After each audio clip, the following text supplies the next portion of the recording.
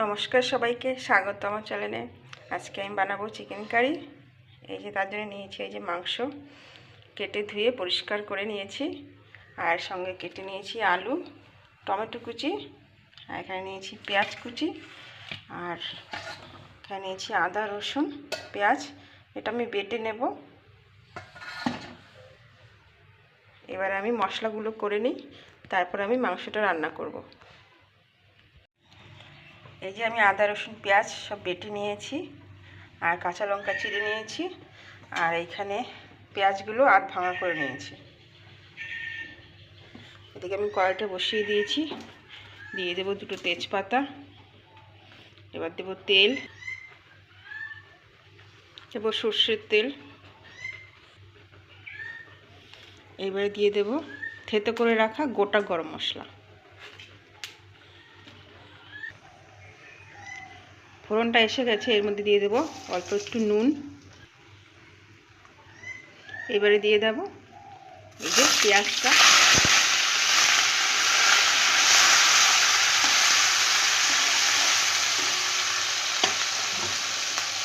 পেঁয়াজটা আধ ভাঙা করে নিয়েছি।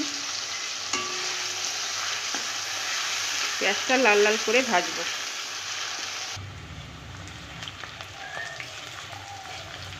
পেঁয়াজটা লাল করে ভেজে নিয়েছি।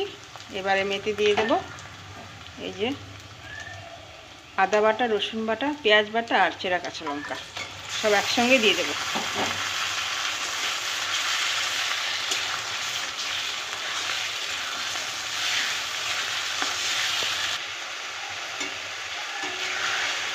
মশলাটা হালকা একটু নেড়ে চেড়ে নিয়েছি। এবার এতে আমি দিয়ে দেবো টমেটো কুচি।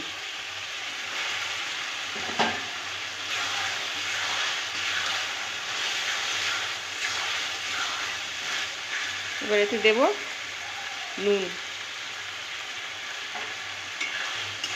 এবার ভালো করে কষে নেব।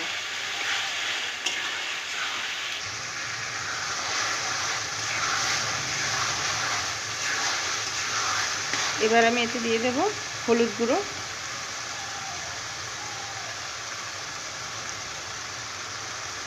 আর দেবো লঙ্কার গুঁড়ো,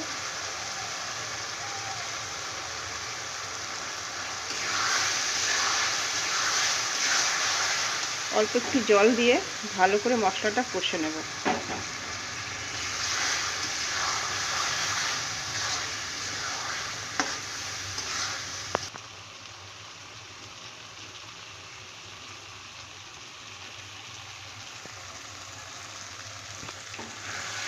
মশলাটা ভালো করে কষিয়ে নিয়েছি, তেল ছেড়ে দিয়েছে। এবার এতে আমি ধুয়ে রাখা মাংসটা দিয়ে দেব।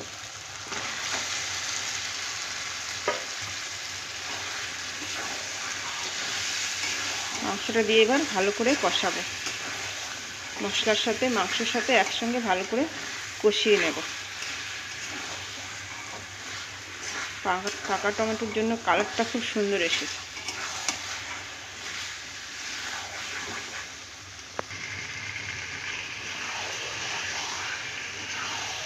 খুব ভালো করে কষিয়ে নিয়েছি।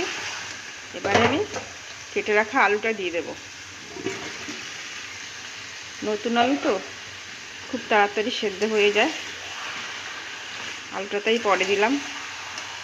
এবার আলু সমেত সব কিছু ভালো করে কষিয়ে নেব।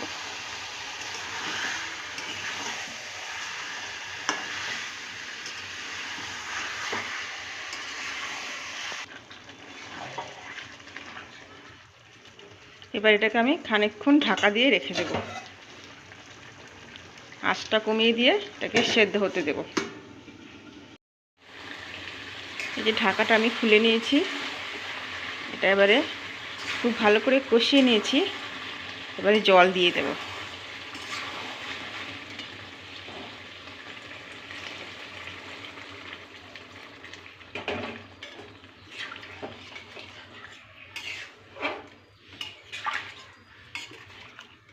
আর একটু জল দিয়ে দেব। এবারে এটাকে আবারও ঢাকা দিয়ে দেব। ঢাকা হতে ভালোভাবে সেদ্ধ হতে দেব।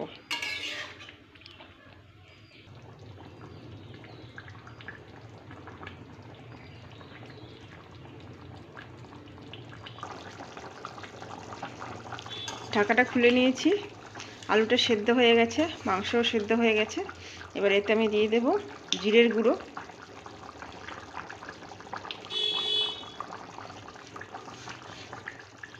এবারে আর কিছুক্ষণ ফুটতে দেব। এবার এতে আমি দিয়ে দেব গরম মশলা গুঁড়ো,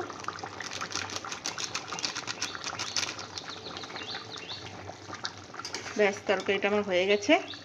এবার এটাকে একটুখানি ঢাকা দিয়ে রেখে নামিয়ে নেব। খুব সুন্দর খেতে হয় এটা, গন্ধ খুব ভালো বেরিয়েছে। আমরা বেশিরভাগ এরকমই তরকারি করি, খুব ঝোলও না আবার খুব ঘনও না। ঝোলটা একটু টেনে যাবে শুকনো হলে,